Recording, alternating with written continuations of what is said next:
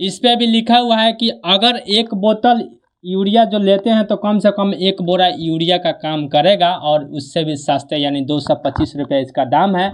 और यूरिया का जो बोरा का दाम है 268 रुपये कुछ पैसा। लेकिन दोनों का इस समय मार्केट में न अवेलेबल होने के कारण इसका कालाबाजारी जोर शोर से हो रही है। और बिहार के किसान जो है उस तरह से परेशानी का सामना कर रहे हैं, क्योंकि एक तरफ से तो दिखता है तो उन लोगों को हमारे अकाउंट में 2000 रुपया आता है किसान से। वहीं किसान जब प्रधानमंत्री समृद्धि केंद्र पर जाते हैं तो 268 रुपये यूरिया का बोरा का दाम 540 रुपया देना पड़ता है साथ में इसका, क्योंकि इसको अगर नहीं लीजिएगा तो आपको यूरिया मिलेगा ही नहीं।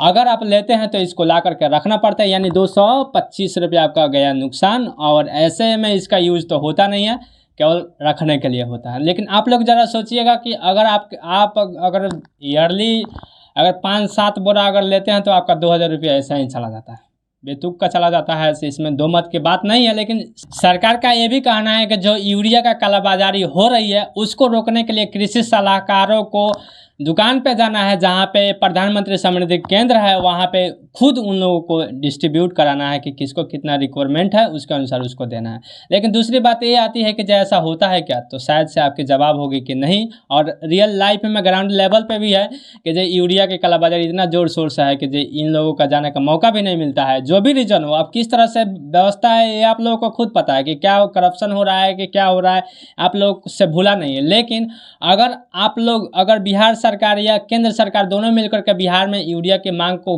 पूरा क्यों नहीं कर पा रही है, इस पे सोचने वाली बात है। क्या सरकार नहीं चाहती है कि जब बिहार में जो किसान है, एक तो बिहार जो है कृषि प्रधान राज्य है, इस बात को मानना पड़ेगा, क्योंकि यहाँ पे कोई और जो उद्योग धंधा नहीं है। जो भी किसान है वो अपने खेतों में जो संलग्न रहते हैं, हमेशा खेती से ही जो इनकम आय होती है वो सब कोशिश करते हैं। लेकिन उसके बावजूद भी अगर यूरिया की कमी या कोई भी खाद की कमी होती है तो सरकार की जिम्मेवारी बनती है कि वहाँ पे ला करके दे।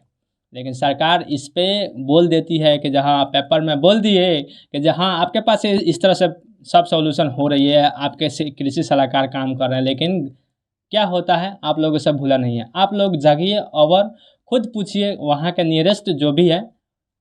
इन सरकार से भी विनती करना चाहूँगा कि यहाँ पे जो जैसे बिहार में यूरिया की कमी हो रही है तो उसको जल्दी से जल्दी मेंटेन करें, ताकि एट ए टाइम अगर फसल को अगर यूरिया नहीं दिया जाता है या देना है तो कोई भी खाद अगर नहीं दिया जाता तो वो बर्बाद हो जाएगा। इससे देश का भी इकोनॉमिक डैमेज होगा। इन नेताओं को भी मालूम होना चाहिए, लेकिन नेताओं को तो पता नहीं रहता है कि केवल उन लोगों का कुर्सी के चक्कर में किसी तरह से तो बन जाते हैं, बहुत बड़े अच्छे पोस्ट पर चले जाते हैं। लेकिन जब इन लोगों की बात आती है कि जो नहीं हमारे राज्य में ये प्रॉब्लम हो रही है तो उसको सॉल्यूशन कैसे किया जाए, तो एक नेता दूसरे नेता यानी एक पार्टी वाला नेता दूसरे पार्टी वाले पे कहेगा, दूसरे पार्टी वाला तीसरे पार्टी के कहेगा। मतलब आपसी में ये लोग मतभेद रहते हैं। और गुमराह कौन होती है, तो जनता होती है, आप लोग भी जानते हैं।